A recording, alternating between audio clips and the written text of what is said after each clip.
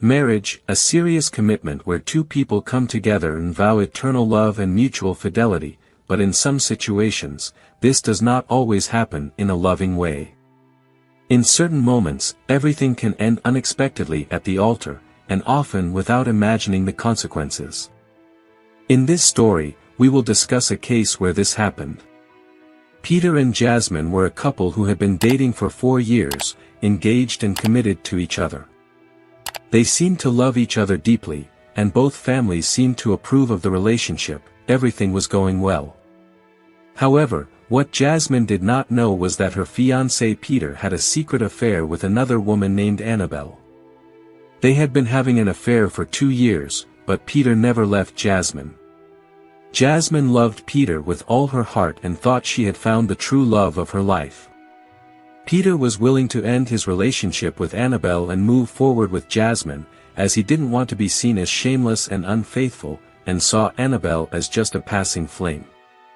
But weeks before the wedding, Annabelle had news for Peter. She was pregnant, and the child was his. At that moment, Peter felt a range of mixed emotions, but his child could not grow up without a father, so he decided to be with Annabelle, and this ultimately brought them closer together. The unfaithful couple made vows of love and promised to be together forever, with their child uniting them. The wedding day arrived, and everyone was waiting for the union of Peter and Jasmine. Jasmine was excited and happy. Her friends and family looked on joyfully, unaware of what was about to happen. An hour passed, and Jasmine grew anxious about the groom's delay. Finally, the phone rang, and Jasmine answered. It was Peter on the other end of the line, saying, "Jasmine, I'm so sorry. But we can't get married. I love another woman, and we're running away together. I'm so sorry. I wish you happiness.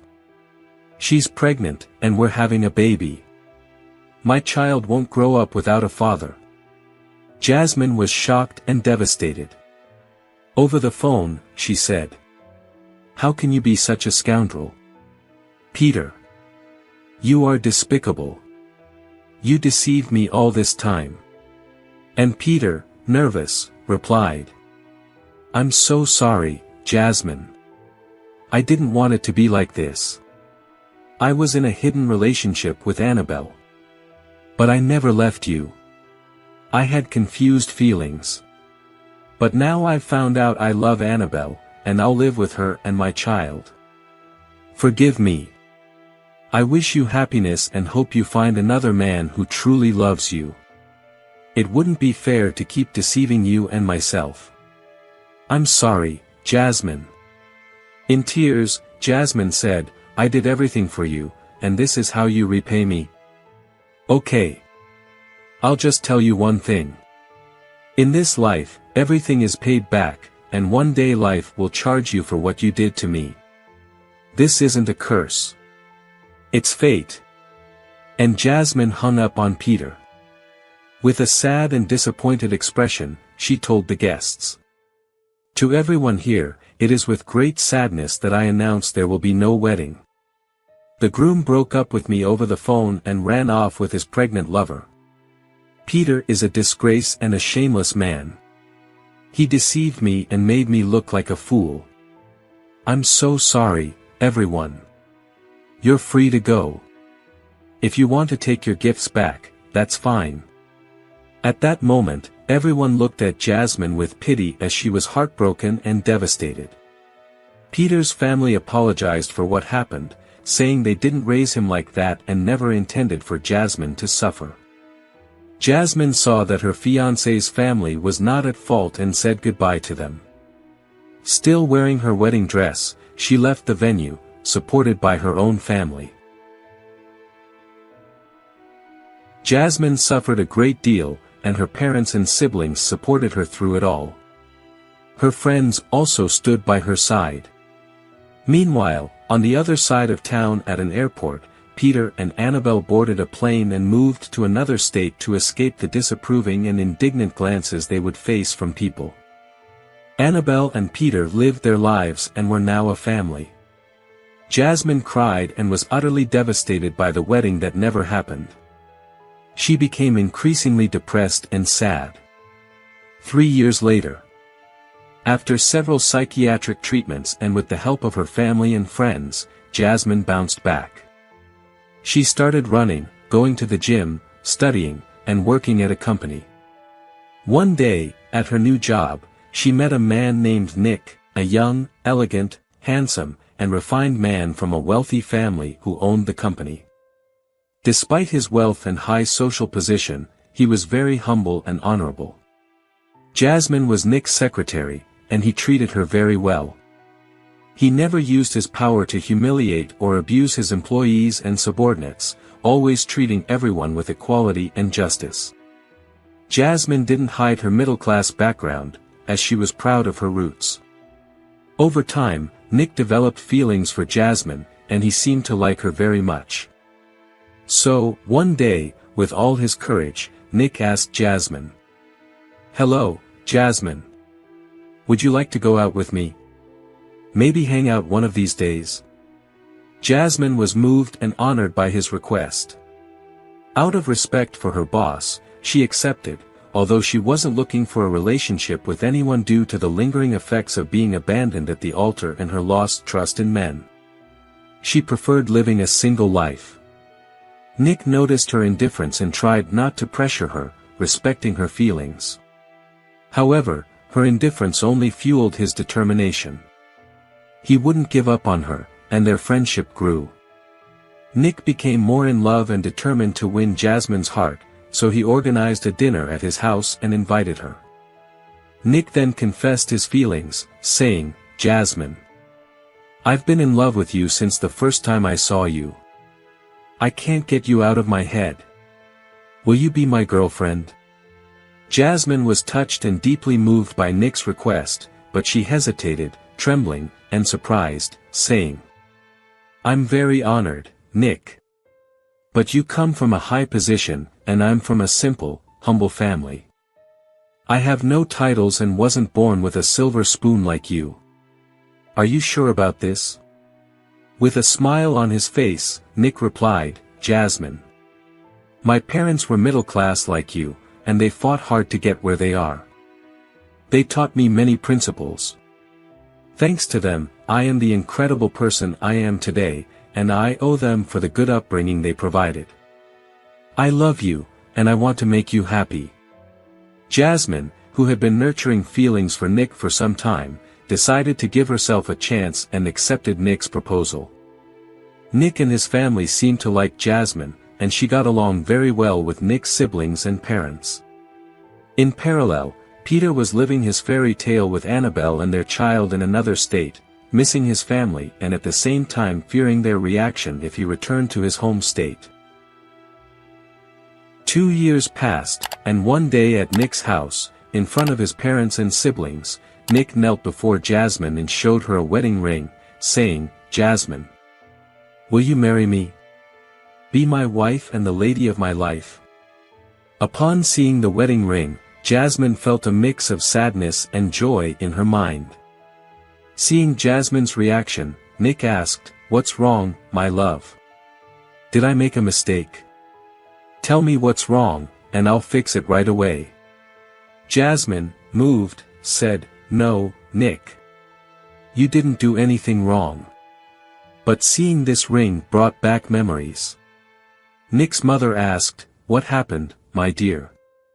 Explain it to us. Whatever it is, will help." Nick added, "Tell us, my love. We're here to listen. Whatever it is, we'll understand." So Jasmine told her entire story about her wedding where she was abandoned at the altar, her unfaithful fiancé who ran away with his pregnant mistress, and all her suffering. Nick and his family were moved by Jasmine's story and felt very sorry for her. Nick then opened up to Jasmine and said, "My love, I know how you feel. I've been through that too, and I know what it's like." Surprised, Jasmine said, "What do you mean, Nick? Someone in your position and with your status who has everything couldn't possibly go through that. My God. The world is so small." Nick emotionally replied, I was about to get married 3 years before I met you.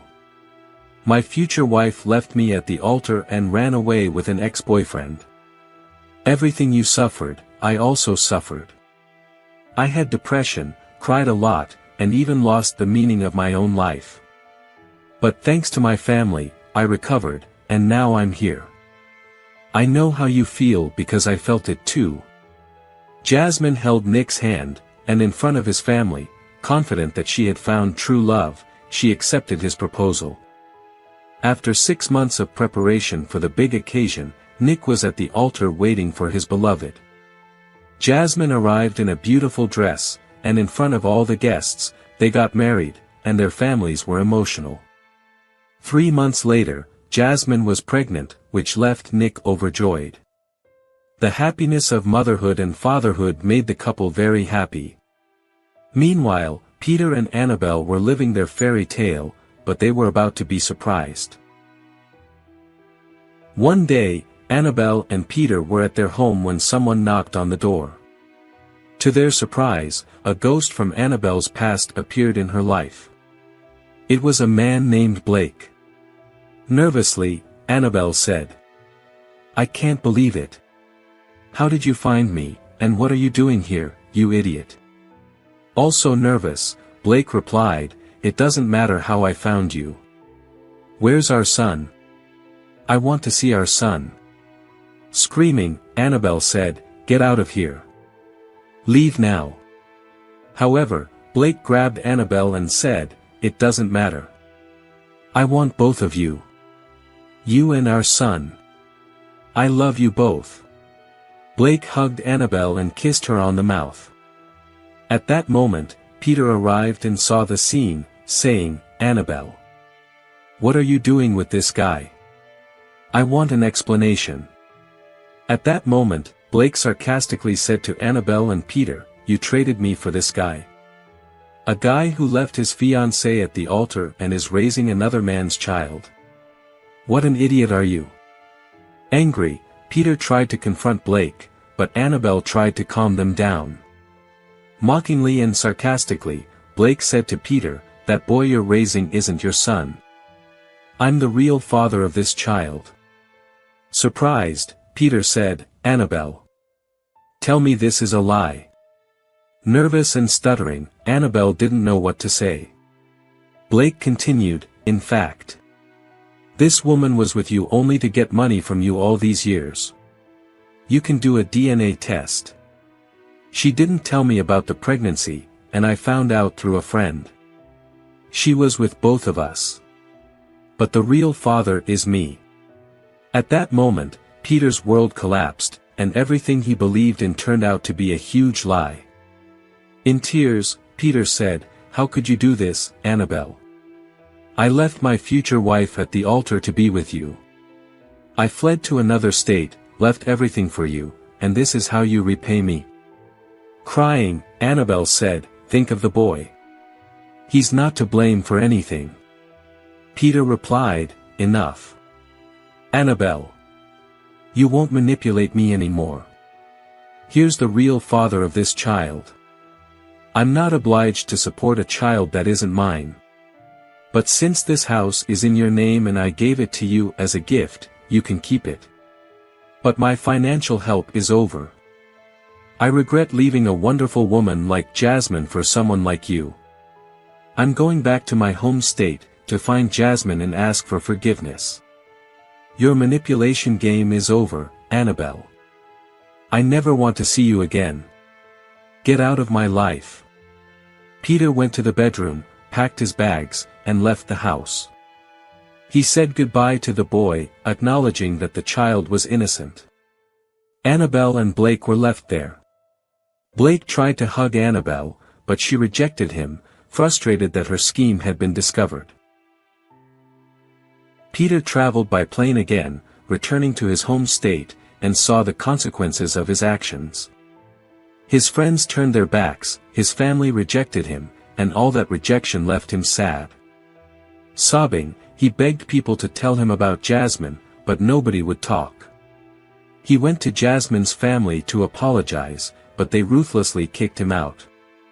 Only one friend gave him Jasmine's address, warning him he wouldn't like what he'd see, and Peter went to visit her, to ask for her forgiveness and try to win Jasmine back. Arriving at the place, Peter saw that it was a mansion. Jasmine was caressing her 7-month pregnant belly. Peter knocked on the door, and Jasmine answered, surprised, and said, "Peter. It's been a while, huh? I haven't seen you since you left me at the altar and ran away with your pregnant mistress." In tears and on his knees, Peter said, "Jasmine. My love. I came to ask for your forgiveness and a new chance to start over and—" But Peter noticed Jasmine's belly and said, "You're pregnant." "Jasmine." Gently and kindly, Jasmine replied, "Yes. I'm 7 months pregnant. I'm going to be a mother." Seeing this scene, Peter felt sad and completely devastated. Jasmine asked, "And your child with your mistress, Annabelle? Aren't you the father?" Crying, Peter said, "That child wasn't mine.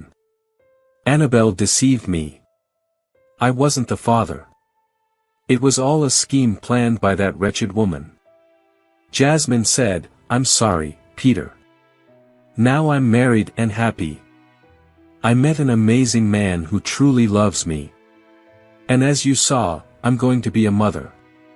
Humbly, on his knees and crying, Peter said, "Jasmine. Forgive me. Come back to me. We love each other. As I said, Annabelle deceived me. That child wasn't mine. I promise everything will be different, and I will never cheat on you or deceive you again. Now I know what you felt after discovering Annabelle's betrayal. Leave this guy, and if necessary, I'll even raise this child growing inside you as if it were my own. I'm willing to do anything to get back with you. I still love you. I know you're the woman of my life. I've never stopped thinking about you." Kindly, Jasmine said, "Peter. I forgave you a long time ago. But I don't love you anymore. You caused me so much pain and suffering. Now I'm truly happy. I'm sorry. I wish you find new love and that everything works out in your life. Now, please, don't come back here. My husband might not like my ex-fiancé bothering us at our doorstep. Goodbye, Peter. I wish you all the best. And may God help you." Jasmine slowly closed the door and went inside her house. At Jasmine's doorstep, Peter cried inconsolably, utterly sad and devastated.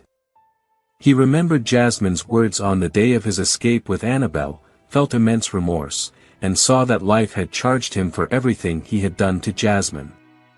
After completing her pregnancy, Jasmine gave birth to a boy, which made Nick and Jasmine happy. Everyone was happy. Meanwhile, Peter had to suffer the consequences of his choice. No woman wanted to be involved with him, his family wanted nothing to do with him, and his friends cut ties. Peter found himself abandoned and alone. So, Peter went to the nearest bus station and moved to another city. Missing Jasmine every day and keeping as a memento a photo of Jasmine and him from their engagement days. Moral of the story: never trade a true love for someone who might betray and deceive you.